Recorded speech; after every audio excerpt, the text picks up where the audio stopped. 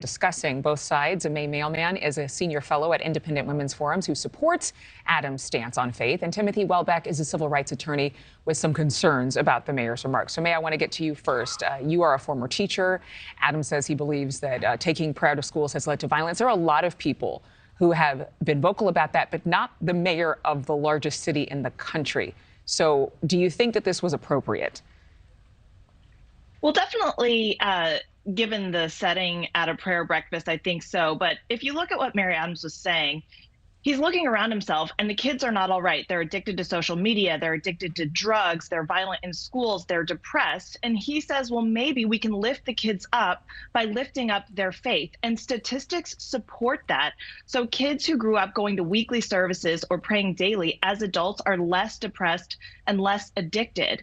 So if religious education can be a societal good, I guess the question is whether it's illegal anyway. Well, certainly school choice is not illegal, so Mayor Adams could definitely support that.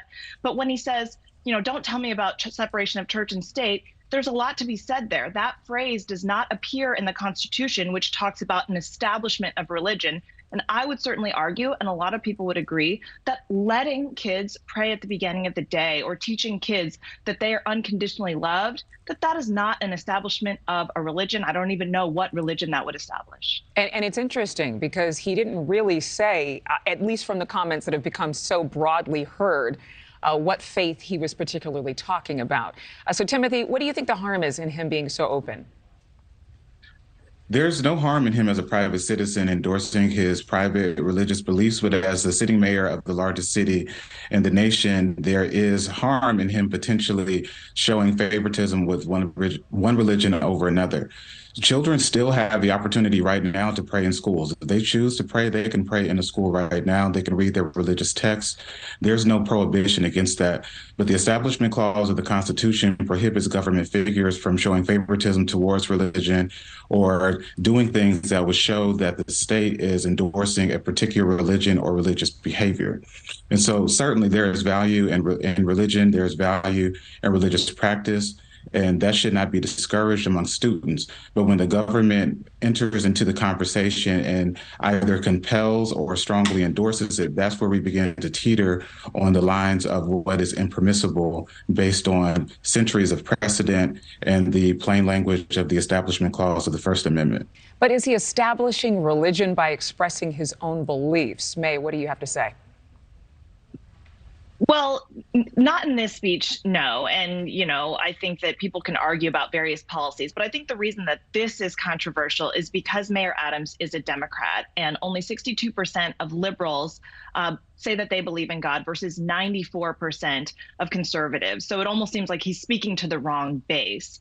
And I guess what I would say to people who do feel uncomfortable with Mayor Adams' remarks is that maybe we should get comfortable tolerating, not participating, and maybe even not celebrating, but tolerating something that is so good for so many people. Because as a teacher, the mindset at the beginning of the day is really brutal right now. You go through metal detectors, there are security officers, you're just treated like criminals all day. And maybe it would be good to return to a little bit of let's take a moment at the beginning of the day and let's ground our day in faith, hope, and love.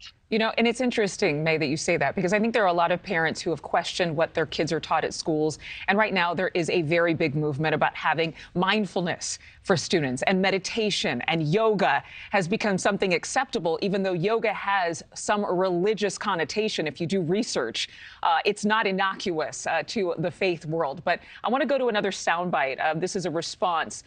Actually, it's not a soundbite. It's just a full screen here to Adams' remarks. It says the executive director of the New York Civil Liberties Union responded to Adams' speech saying, quote, "It is odd that Mayor Adams would need a refresher on the First Amendment," adding the Constitution makes clear that church and state must be separate.